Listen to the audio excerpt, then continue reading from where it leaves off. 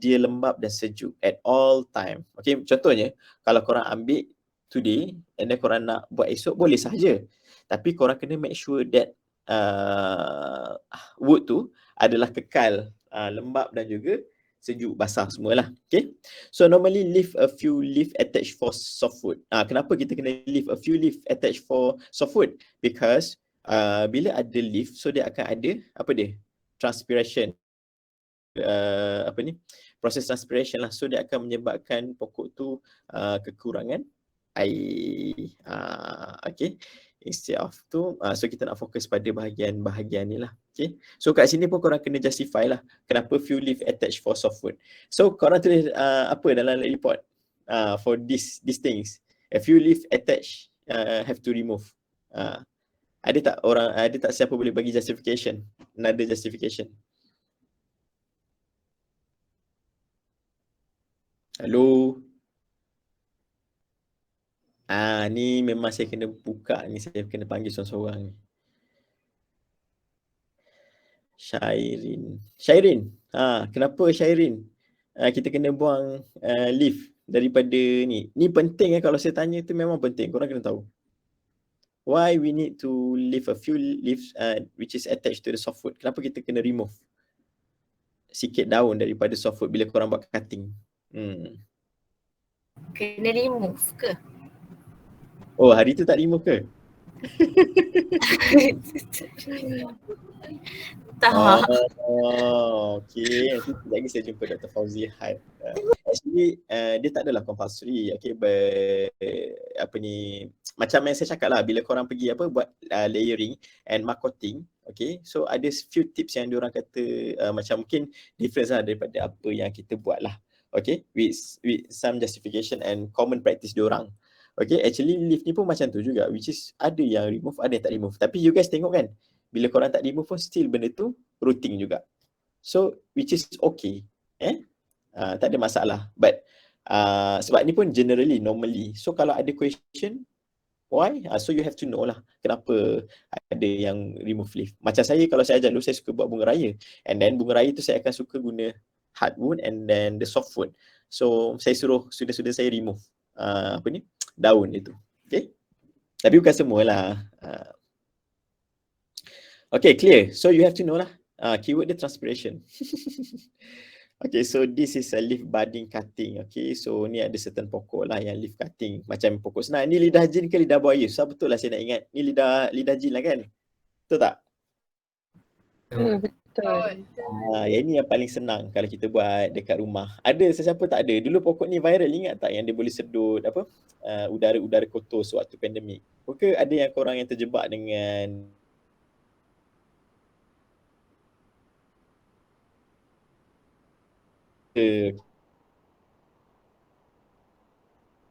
lah dengan this thing. Okay, ni another example of leaf cutting. So begonia leaf propagation lah. So dia akan guna. Okay. So herbaceous cutting which is focused on the non-woody species. Okay, with leaf retained at the upper end. Which part better rooting depend on species. Sebab herbaceous cutting ni is not common lah, sebab saya jarang propagate by using this method. Okay, so keyword yang paling penting kan, kalau macam dah memang korang as a student, as a scientist, so bila dah susah sangat, so you have to know, okay, part which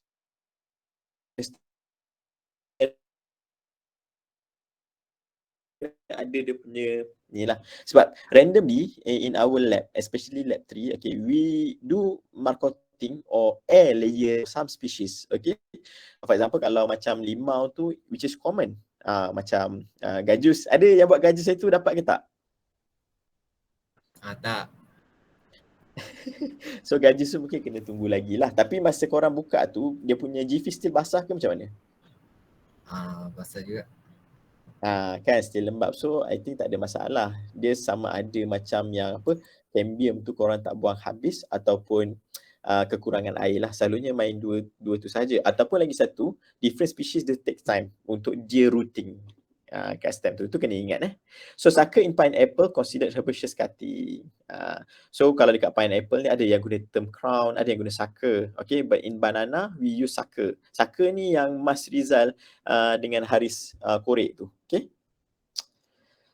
Okay, so stock plant manipulation. So the management of the stock plant. Okay, stock plant ni maksudnya pokok yang kita ambil khas untuk buat cutting. Okay, so macam mana kita nak manage that plant. Okay, so rooting ability of cutting decline with age of stock plant. Best to take cutting from juvenile woods. Maksudnya di usia-usia remaja lah juvenile woods. Okay, so rejuvenation of stock plant akan dilakukan, induce root to shoot, remove all buds and apply hormone. Okay, and then spray the whole mature stock plant to reverse. Then kita buat heavy pruning. Ingat tak masa korang buat tu ada certain group yang saya cerita pasal pruning.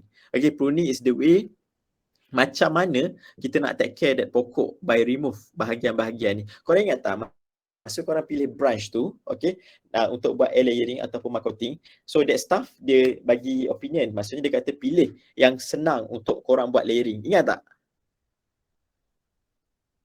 Hello? Ingat. Okay, so benda tu perlu. Okay, for example, korang dah pilih satu branch, okay, untuk buat air layering marcoting, tapi kalau ada satu cabang, you can potong cabang tu ataupun remove daun tu supaya korang senang nak balut, senang nak cover that region tu with medium. Okay, so sebelum je kalau dah tahu nak buat air layering ataupun marcoting sebelum tu, korang boleh pruning satu pokok tu. Cabang yang rasa tak penting yang dia buang. So pokok tu akan grow dengan lagi cantik lah. So kalau korang tengok kan pakcik-pakcik yang jaga rumput semua ni, dia yang jaga pokok ornamental kan, dekat mana-mana lah kadang-kadang dia ada potong-potong pokok kan. So itu adalah pruning. Okay, bukan mencederakan pokok tapi dia nak cantikkan pokok. And then grafting mature to juvenile and stock plants from tissue culture. Okay, so maksudnya ada yang buat grafting daripada stock plant ni, okay, tapi dia guna juvenile lah as a scion tu, okay. And then stock plants for tissue culture, stock plants for from tissue culture. Ada yang guna stock plant ni daripada tissue culture. Tissue culture maksudnya the plant that we induce from that we produce from tissue culture process through micropropagation lah. And then the next one which is manipulate environment. So yang ni pun kita kena tengok lah in term of bila kita stock plant yang kita nak guna tu, kalau dia ada dekat nursery, so kita kena manipulate dia punya environment supaya pokok tu sihat, bugar lah dan segar lah. So kena tengok ada yang stress the plant, high temperature, shade, gelling before making cutting and so on lah. Banyak practice dia. Okay, so yang ini just go through lah. Okay, dapat ni heavy pruning of stock plants. Stock plants normally prune as hedges rather than to let grow to big tree. Okay, so dia akan produce juvenile thinner stem cutting. Bila kita cut tu dia akan produce makin banyak shoot. Okay, shoot baru yang lebih cantik. Okay, so thinner stem shoots root faster under good drainage and not too misty lah, dalam keadaan yang baik lah. So kalau keadaan tu tak baik, so dia akan go for thicker stem shoot. Okay, dia akan rooting slowly, tapi dia tengoklah pada favorable punya environment. So environment ni sangat penting. Senang cerita, untuk stock plant yang korang ada, yang korang plan untuk buat cutting, yang korang plan untuk buat air layering marcoting, so you have to korang boleh buat pruning lah, heavy pruning. Okay, remove pokok-pokok lama to induce thinner stem cutting yang baru, yang muda shoot yang baru. Okay, and it is also depends on the environment. So thinner stem shoot, higher leaf to stem ratio is propagated as softwood cutting. Okay, so ini pokok-pokok hiasan yang korang buat pruning. Ingat tak kat tepi-tepi jalan, korang tengok pokok tu 4 segi, pokok tu 3 segi, mungkin lepas ni korang boleh buat pokok tu bentuk hexagon. Depends on your interest. Nampak lawa, tapi konsep nak memotong tu kita panggil dia pruning. Bukan prune makanan tapi kita pruning. So bila kita potong lagi banyak, so akan grow new shoot. Clear so far setakat ni ke saya cakap cepat sangat? Ya. Kenalah bersemangat. Today is last class sebelum saya terbang. Okay, so ni contoh-contoh pruning lah. Kalau korang tengok pokok yang bentuk macam ni, and then dekat sekitar UAE yang daya bersih ataupun pakcik-pakcik tu duk potong semua kan, itu adalah pruning punya aktiviti. Okay, And then this is the management of the cutting lah, storage of cutting yang kita potong, cutting untuk kita buat stem cutting semua lah. Okay, first start cutting in the morning. Of course, bila kita nak buat cutting, so we have to arrange to take cutting in the morning. Okay, macam saya cakap lah, morning ni adalah growth rate dia paling optimum. Okay, so kalau kita tak planted directly, kita kena simpan dalam peti ataupun dalam peti ais, okay, which is suhu dia 2 hingga 4 degree Celsius. Jangan yang tempat beku tu, okay, tapi tempat yang bawah. Tapi kita kena balutkan dengan tisu basah supaya nak bagi dia lembap. Okay, dan esoknya baru kita tanam. Ini saya pernah buat untuk ornamental plant dan dia menjadi. Sebab sebelum ni, masa korang ada, sebelum korang masuk UAE, saya handle pokok-pokok ornamental lah dekat nursery. Okay, so saya practice this thing. So Alhamdulillah, untuk kebanyakan pokok menjadi. Kadang-kadang kita tak sempat. Hari ni boleh buat cutting, but esok nak kena tanam, nak kena masukkan medium semua tu. So I have to prepare betul-betul lah. And esoknya baru tanam. Sebab korang pernah bancuh tanah tak ramai-ramai? Bancuh tu macam mana dia tu? Buat medium, okay, campur topsoil, lepas tu pasir. Pernah buat tak dekat nursery? Tak pernah lagi kan? Ada experience tu kan? Kalau dulu saya dengan batch senior korang 162, kita orang prepare sendiri tanah yang kita orang nak guna. Angkat, guna wheelbarrow, which is nice lah. Itu kita praktikkan macam mana nak prepare a good medium untuk grow. Okay, kita nampak benda tu macam remeh, macam okay ni pakcik-pakcik ni pun boleh buat, tapi kita kena buat. Okay, sebab nak bancuh tanah, nak mix tanah tu pun dia ada skill dia. Bukan mudah. Okay, so it has to keep longer, keep 15 degrees Celsius lah untuk certain plant. Tapi pokok-pokok yang di-mention ni 15 to 20 degrees Celsius ni saya tak pernah try buat. Okay, so mungkinlah in future kalau korang ada kesempatan, mungkin korang boleh try buat lah. So ni rule of thumb for most tropical crop in storage room, not too cold that will high cost of frozen. Kalau sejuk sangat pun tak boleh. But the best I think I can conclude, I can suggest, which is keep in refrigerator, dekat peti ais, suhu 2 to 4 degrees Celsius yang belah bawah tu lah. Okay, tapi balut dengan tisu basah dan tisu lembap. Okay, untuk memastikan dia punya kualiti. So auxin ataupun kita kata Seradex ataupun kita guna serbuk hormon, which is digunakan untuk induce rooting lah in most crops. Okay, so we have to conduct trials untuk optimumkan concentration auxin yang kita perlu letak. Ini kalau betul-betul macam kita nak commercialize, so we have to optimize lah berapa yang concentration kita nak guna untuk auxin, berapa banyak kita nak guna. Tapi kalau for the first macam dah kita dah establish that method, kita just guna apa yang kita dapat tu. Tapi as a beginner, kita tak sempat nak buat optimization tu, berapa banyak auxin kita kena letak kan. So kalau as long as first trial tu kita buat jadi, dan kita proceed je lah dengan benda yang sama. Okay, so auxin ni kalau applied too high, for stem or root cutting, so dia akan menghalang pembesaran mata tunas. So menyebabkan many dos ada, tapi tak ada orang kata tak ada pucuk ataupun tak ada mata tunas. Okay, so ni based on eksperimen yang buat dekat bunga ros lah. So IBA has been reported to move upward and induce ethylene production that inhibit mata tunas dan juga pucuk lah. So yang ini scientifically lah, macam mana IBA ni dia react, dia inhibit pembesaran mata tunas. So this is the mechanism. Okay, so normally in many instances auxin move downward. Okay, so ni saya tak ni sangat lah. So nutrition during rootings. Okay, so ada few compounds lah dalam auxin yang menyebabkan pokok tu berakar ataupun rooting lah. So for example, auxin accelerate N nitrogen movement to rooting areas in ni lah. So N is important untuk root initiation and development. Okay, phosphate mobilized by auxin in certain plant. So zinc promote auxin formation. Ini banyak lah, ini korang boleh tengok. Okay, so environmental requirement. Okay, so instead of another important part, okay, for cutting ni adalah environmental requirement lah. Okay, kita kena ada humid environment, okay. So ada intermittent misting lah, maksudnya kita control pancutan air, okay, daripada ni lah. Dekat JNC kan korang tengok kan, bila korang sampai je dekat bawah nursery tu ada sprinkler. So sprinkler tu control by control by kita lah automatically, kalau kita boleh adjust yang tu ataupun manually. Okay, so dia berkala.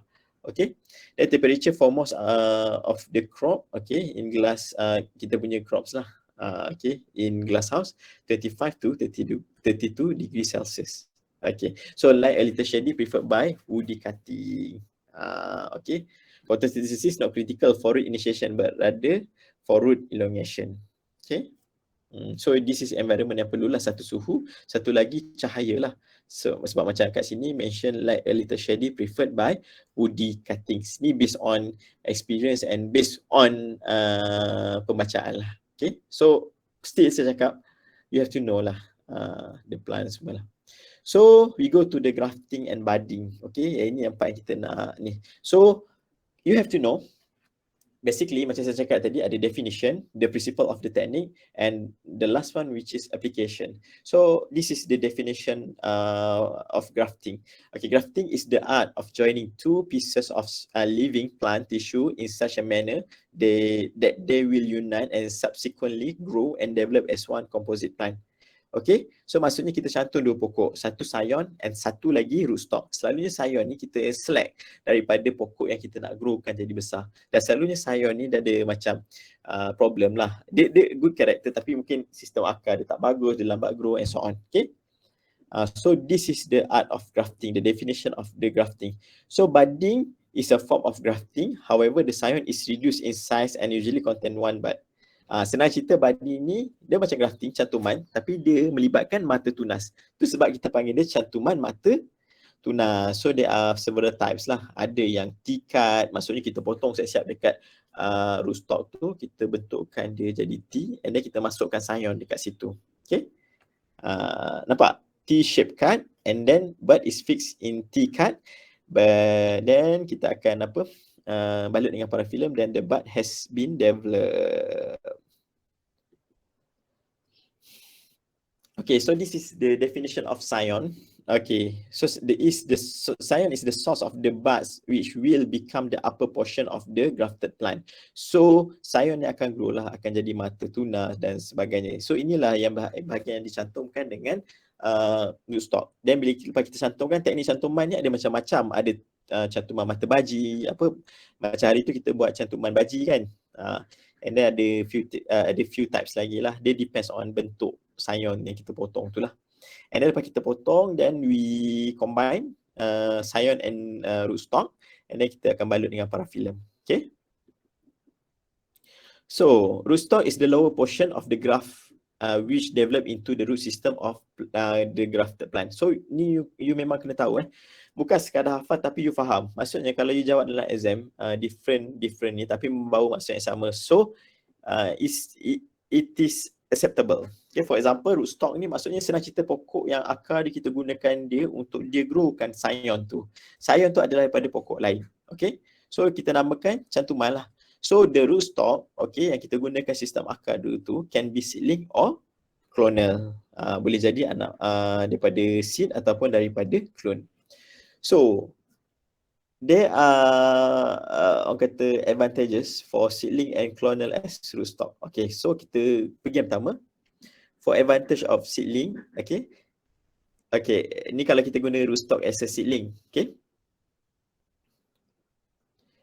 So kalau yang this one, kalau kita gunakan seedling as a rootstock, so easy and economical to produce in large amount. Of course, because kita tanam and kita tak buat tissue culture, tak perlu guna banyak-banyak media, so jimat. And then disease like virus not much transmitted by seed. Why? Okay, because satu lagi dia punya resistance terhadap penyakit tu is different because it is propagated through the seed. So the variation ada, okay, pada rootstock tu, among rootstock tu.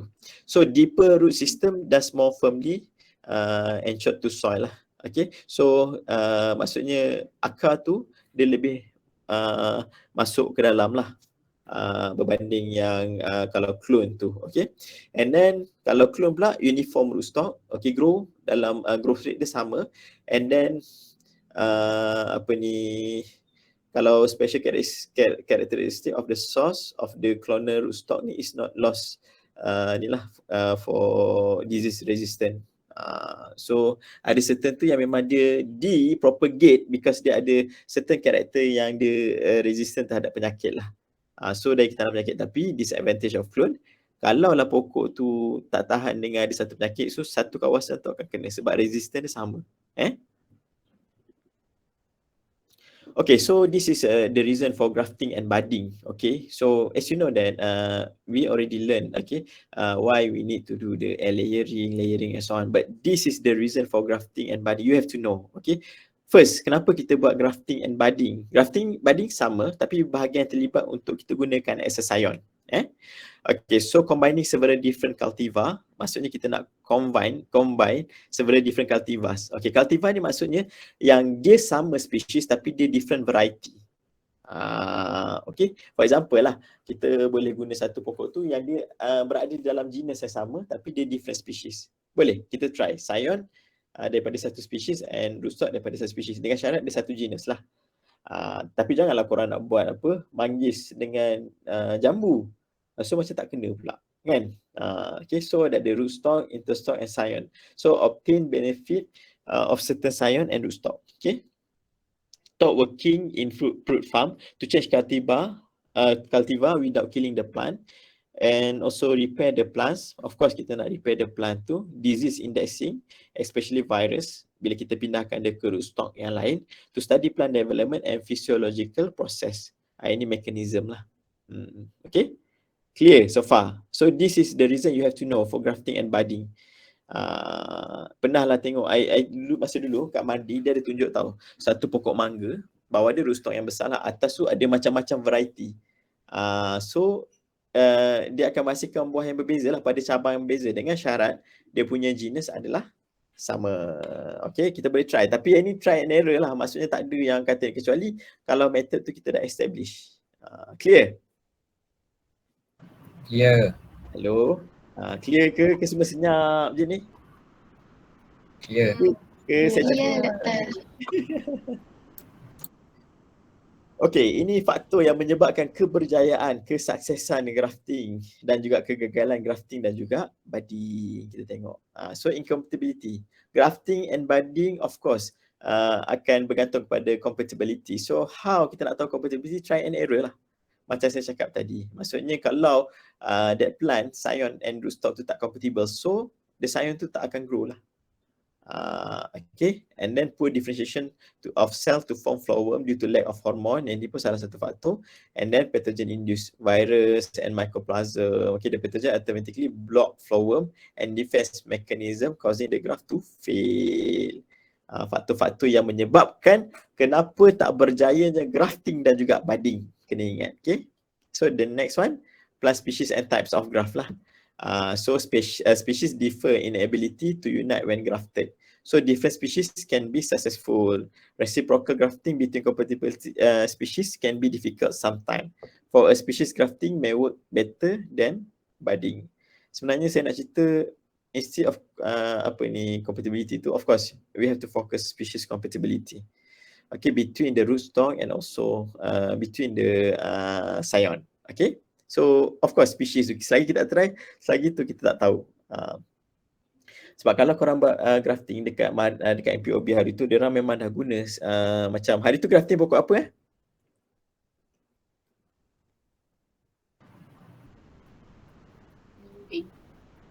Pokok apa? Belimbing. Belimbing. Okay, so belimbing tu antara pokok yang diorang dah orang kata dah memang get ready lah, memang dah buat banyak kali lah. Tengoklah Encik Sabri kan, memang buat sangat cepat lah. Okay, skill. And then the next factor yang mempengaruhi keberjayaan dan kegagalan dan kejayaan adalah environmental condition, of course. Okay, suhu, kelembapan. Okay, so yang ni pun mainkan peranan yang penting lah. Okay. So yang ni korang boleh tengok lah macam mana temperature and moisture influence the successful and the failure of the grafting and budding. Okay.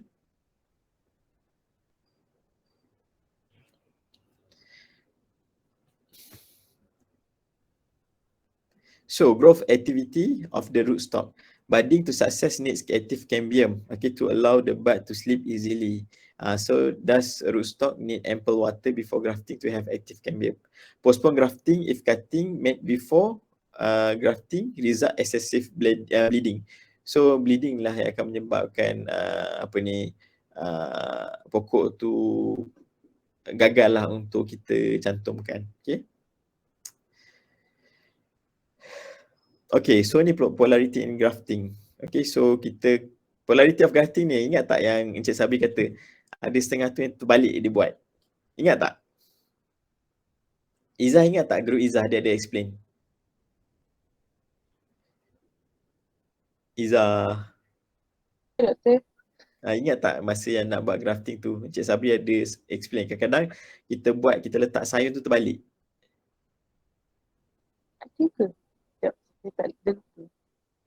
Ada masa kita buat ni kan saya tanya kan. So cara nak tengok ada tengok mata tunas. Mata tunas tu mesti ke atas. Ingat, kena recall balik. Okay. So bahagian yang belah atas tu kita panggil dia distal end of scion. Okay. Dan bahagian yang akan bercantum dengan dengan rootstock adalah proximal end of scion. So bahagian scion ni bila kita nak guna dalam grafting, bahagian atas kita panggil distal end of scion, bahagian bawah yang bercantum dengan rootstock adalah proximal end of scion. So how to know, how to measure, kita kena tengok mata tunas dia. Mata tunas dia sepatutnya menghala ke belah atas, bukan ke belah bawah. Kalau terbalik pokok tu tak grow lah. Okay. So proximal end of scion tu akan attach dengan distal end of rootstock. Okay, clear so far part ni? So proximal end of Clear. Proximal end of scion, nama je canggih, proximal end, distal end, tapi konsep dia hujung-hujung lah. Mana yang hujung akan ke atas, mana yang hujung akan ke bawah, yang bercantum dengan pokok-pokok rootstock. So proximal end of scion should be attached to distal end of the rootstock. Jangan salah, tiba-tiba kalau ada soalan then you kata end of scion tu distal end akan bercantum dengan distal end of stock. Dia macam magnet lah. Maksudnya korang buat salah lah. Okay. So clear this thing. Okay, ni bud forcing in scion. Any new buds or old buds that growing on the rootstock will inhibit bud formation and bud grow in scion due to the apical dominance. Okay, so any buds sama ada baru atau lama yang mana grow dekat rootstock akan inhibit bud formation and bud grow in scion due to the apical dominance lah. So shoot of the rootstock above a graft union must be removed to remove apical dominance, as well as they should accept the scion shoot. Ni kiranya macam competition lah. Kita nak grow budding pada bahagian scion tu kan, betul tak? Bud forcing, tapi pada hakikatnya kita akan bud forcing, bud dekat scion ni akan compete dengan bud yang terdapat pada rootstock. Okay, reason dia due to the apical dominance, sebab pokok rootstock tu dah stable, so every the nutrient tu dia akan tarik. Okay, padahal kita nak grow ni adalah pokok scion. So cara dia adalah this shoot of rootstock above graft union tu kita buang to remove apical dominance, as well as ada shoot, except the scion shoots. Maksudnya kita maintain scion shoot saja. Sebab ingat, bila kita buat grafting, yang kita nak grow kan adalah pokok scion tu lah. Dan kita hanya menumpang pokok rootstock tu due to the best root system. Okay. So this is the requirement for successful grafting. So the rootstock, ni kena ingat the rootstock and scion must be compatible. Macam ni yang saya cakap, closely related species in the same genus. Okay, jangan nak try buat pokok nangka dengan manggis. Baru ni ada tak tengok satu video pasal pokok manggis yang dekat China tu. Saya selaku pekaji manggis tercalar bila saya tengok, tercalar hatinya bila saya tengok diorang memfitnah manggis. Yang bawah tu betul. Yang bawah tu, yang dekat pokok-pokok renek tu tiba keluar pokok manggis. So saya rasa macam okay. So dia ialah, I mean kalau orang yang tak minat bercucuk tanam tu dia akan macam impress kan. Ada je yang tanya betul ke ni, tapi tengok daun pokok yang dia guna tu pun bukan daun pokok manggis. Okay. So the vascular cambium of the scion must be placed. Ini korang tahulah. Ini salah satu tips penting lah untuk grafting. Okay, vascular cambium of scion tu mesti direct contact dengan rootstock punya vascular cambium lah. Okay. Sebab kalau tidak, nutrien tu akan terhalang. Dan at the end, scion tu tak membesar lah. Okay. Scion bud must be at dormant stage. Rootstock can be dormant or otherwise lah. Mana-mana. So genetic limits of grafting. The more related the plant botanically, the more chance for success. So sama ada clone ataupun between clone the same species, success is normally kita jangkakan lah. So between species with the same genus depend on the genus. Ini yang macam saya cakap, the compatibility of the species lah. Ni between genera ataupun genus, the chance is remote lah. Ada Mardi dia pernah buat between, dia guna scion orange, which is different species dengan rootstock. The rootstock dia guna trifoliate orange, which is different species to control penyakit ni lah. So instead of genus, between families also impossible. Kalau korang tengok kat sini, orange biasa dijadikan scion. So species dia Citrus sinensis. Rootstock tu dia guna trifoliate orange, different species. Poncirus trifoliata. So untuk kawal virus, yang virus mungkin disebabkan bahagian akar lah. So dia jadikan scion tu menumpang dekat pokok lain, which is Poncirus trifoliata, untuk reduce the risk of the risk of the infection of Trizia virus. So between families pun kita boleh try. Okay, and then effect of rootstock on scion. Okay, for example, ini kita kena tengok juga faktor-faktor yang effect the selection of rootstock. Okay, so size dia dwarf, semi-dwarfing, vigorous or very vigorous. Okay, ini korang boleh tengok lah. So dwarf rootstock boleh menyebabkan precocity, which is high yield, and delay fruiting if vigorous rootstock is used. So dia tengok pada pokok apa, sebab apple grower ni dia akan prefer dwarf rootstock lah, instead of dia senang nak harvest. Sebab bila kita guna dwarf rootstock, so pokok tu, scion tu dia akan cepat berbuah lah, dwarf rootstock, and then kita boleh ambil buah tu menunduk sahaja, tak perlulah pokok yang besar, yang tinggi lah. In many cases, fruit trait of rootstock not transferable to scion except in the case of citrus. Kebanyakannya fruit traits ni maksudnya karakter yang daripada rootstock tu, bila kita buat grafting, karakter daripada rootstock tu tak akan dipindahkan kepada scion dia. Itu kita boleh kata generally lah, except in the case of citrus.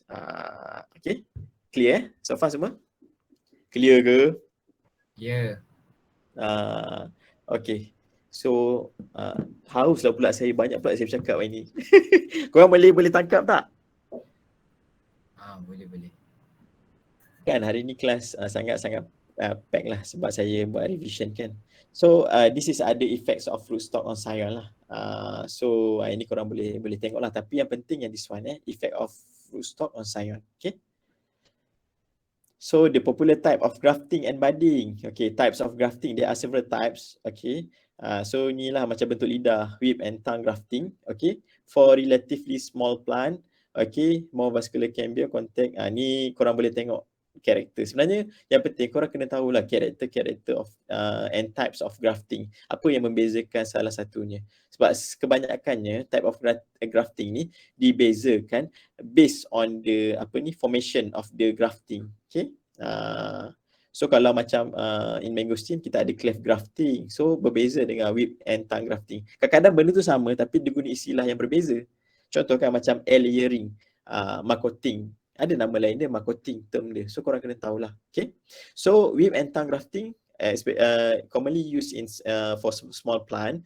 More vascular cambium contact, there's more chances of healing, and then heal quickly, and union is stronger. So preferably scion and rootstock have similar size lah.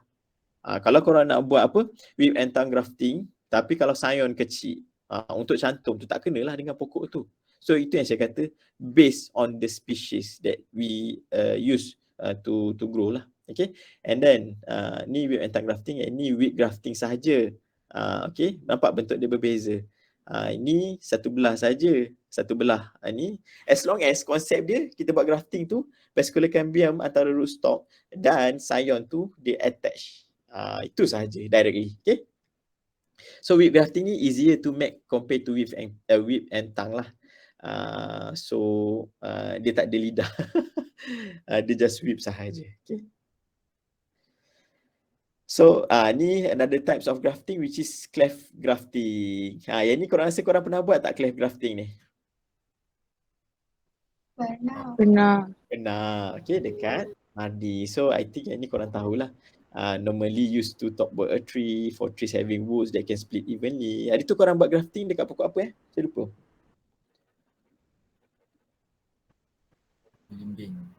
Belimbing, I see. Okay, budding hari tu pokok apa Ada budding? Sama belimbing. Belimbing juga. Okay, good. Okay. So menarik kan masa buat field trip tu. So ni type of budding lah, chip budding. Okay. So macam yang ni pun sama jugalah. Korang kena tahulah difference chip budding and tip budding. Tip budding ni kita tengok. Yes. Kalau lateral grafting dengan side grafting tu benda yang sama ke? Sorry? Lateral grafting dengan side grafting benda yang sama ke? Benda yang sama lebih kurang. Okay. Untuk grafting kan. Sebab hari tu yang korang buat hari tu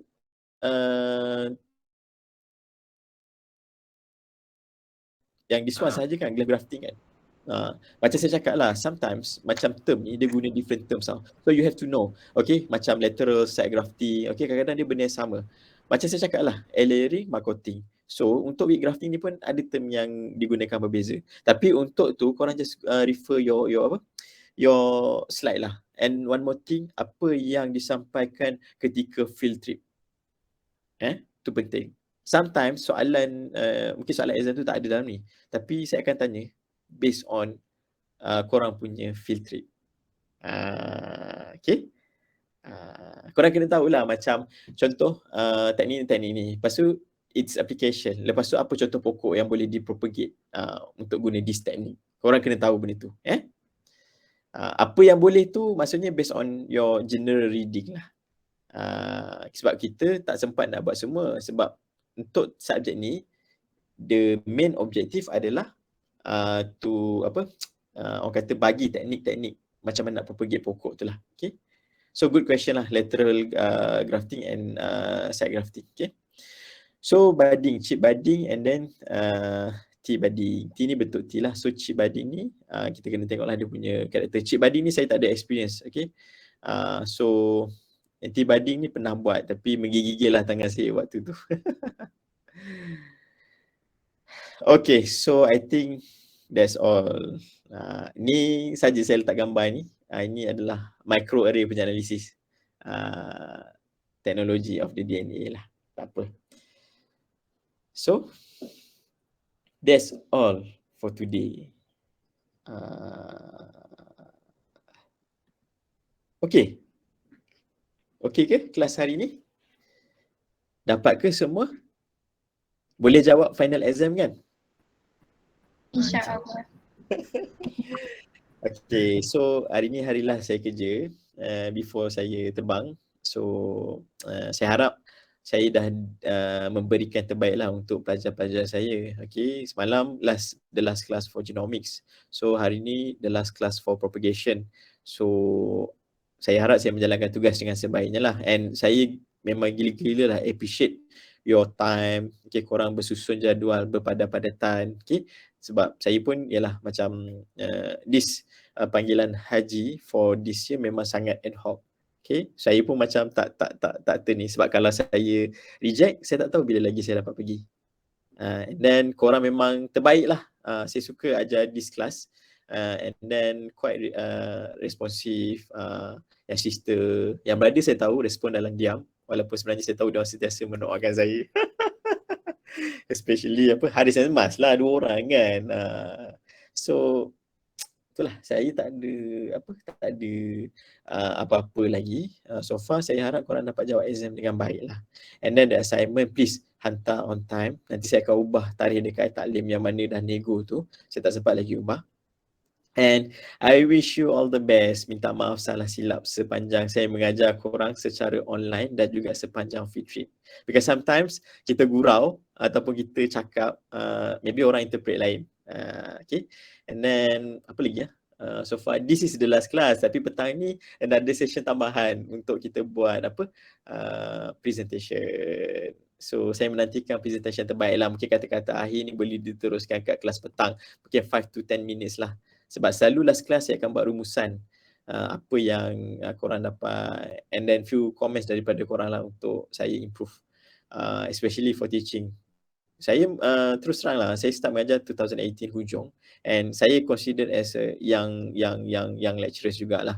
But then saya try improve cara saya mengajar. Kalau korang dulu first masa saya mengajar tu, senior korang, saya masuk tu dengan saya baca slide, and then dengan saya saya tak reti explain lah masa awal-awal biasalah kan, and then tulis papan putih pun dengan permanent marker, which is wow, nice. Sebab masa tu saya bawa laptop saya, slide saya tak boleh buka, and then saya explain guna dalam gelabah saya explain guna whiteboard, lepas tu saya guna permanent marker. So macam wow. Lepas tu student tu macam first 161 ada macam it's okay doktor, end up dia orang tolong saya padam. But nice to meet you guys. Saya kenal semua nama, and then thanks for your cooperation, for your sacrifice. Saya sangat appreciate. Saya minta maaf sangat, saya terpaksa tarik kelas semua. But then disebabkan korang bagi cooperation ni, memang saya rasa insyaAllah lah, mungkin saya tak boleh bagi something, tapi saya doakan korang dekat sana. Okay. Amin. Okay, so kalau ada nak PM tepi ini, nak doa ke apa ke, Roger lah. Tapi mungkin kadang-kadang saya tak reply, tapi saya tengok.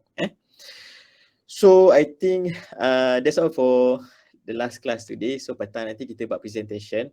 Nanti saya akan maklum sama ada pukul 2 atau pukul 3 sebab saya kena service kereta, and habis kelas korang saya akan balik Bangi directly lah. And then I wish you all the best. Petang ni kita jumpa sama ada pukul 2.30 atau pukul 3. Okay, ready? Presentation format dia senang saja. Semua orang kena bercakap. Okay, tapi simple-simple, satu group tak nak banyak, tak nak lama sangat lah.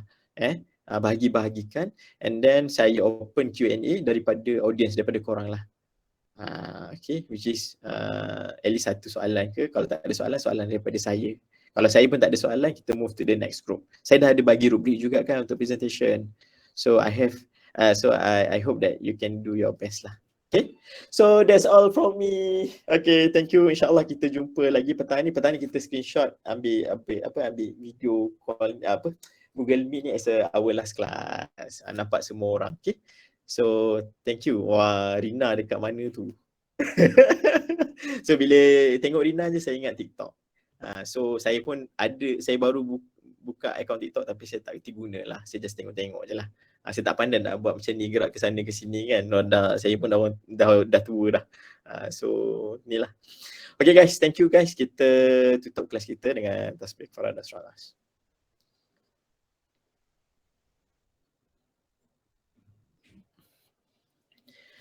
Okay, thank you very much. Petang ni kita buat presentation. And jumpa petang ni. Sama ada 2.30 pukul 3, nanti saya akan WhatsApp dekat WhatsApp group. Take care semua. Bye. Assalamualaikum. Thank you, Doktor. Thank you, Doktor. Thank you, Doktor. Thank you, Doktor.